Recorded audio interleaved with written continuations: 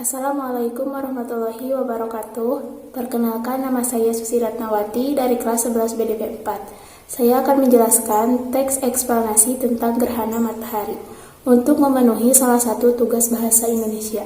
Selamat menyaksikan. Gerhana matahari terjadi ketika posisi bulan terletak di antara bumi dan matahari, sehingga menutup sebagian atau seluruhnya cahaya matahari. Walaupun bulan lebih kecil, bayangan bulan mampu melindungi cahaya matahari sepenuhnya. Karena bulan berjarak rata-rata 384.400 km dari bumi, lebih dekat dibandingkan matahari yang berjarak 149.680.000 km. Gerhana matahari dapat dibagi menjadi 4 jenis, yaitu: yang pertama, gerhana matahari total.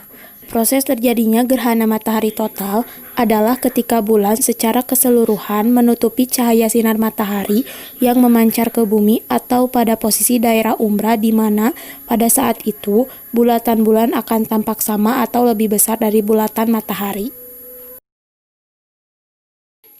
Yang kedua, gerhana matahari sebagian.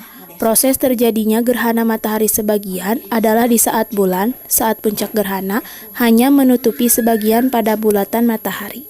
Waktu berlangsungnya proses gerhana matahari sebagian lebih lama daripada waktu berlangsungnya gerhana matahari total. Hal ini disebabkan karena bayangan penumbra lebih luas daripada bayangan inti atau umbra. Ini contoh gambar gerhana matahari sebagian. Gerhana matahari sebagian pernah terjadi pada tanggal 23 Oktober 2014. Gerhana tersebut tidak dapat dilihat dari wilayah Indonesia. Gerhana dapat dilihat di Amerika Utara dan Samudra Pasifik bagian utara. Yang ketiga, gerhana matahari cincin.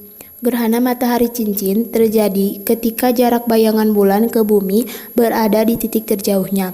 Akibatnya, bayangan inti bulan atau umbra tidak dapat mencapai permukaan bumi. Gerhana ini terjadi pada permukaan bumi yang terkena lanjutan atau perpanjangan bayang-bayang umbra. Daerah penumbra atas dan bawah tumpang tindih pada permukaan bumi sehingga menjadi daerah baru yang disebut dengan atumbra. Ketika gerhana ini terjadi, matahari terlihat berbentuk cincin, sedangkan bagian tengahnya terlihat kabur atau hitam. Bulan hanya menutup sebagian dari matahari tepat di tengahnya, dan cahaya matahari selebihnya membentuk cincin bercahaya di sekeliling bayangan bulan yang dikenal sebagai cincin. Dan yang keempat, gerhana matahari hibrida. Gerhana matahari hibrida bergeser antara gerhana total dan cincin.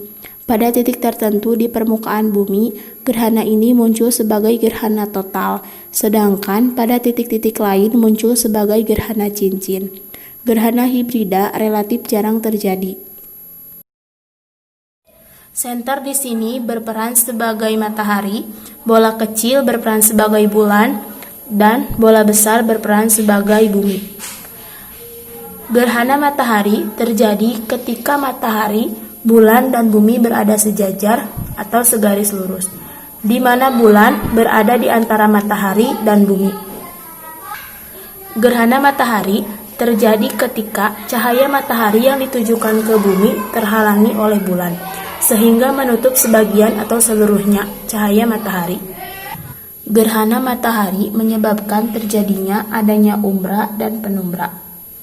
Umbra adalah bayangan inti, di mana suatu wilayah bumi yang terhalangi oleh adanya bayangan bulan sepenuhnya, sedangkan penumbra adalah bayangan kabur.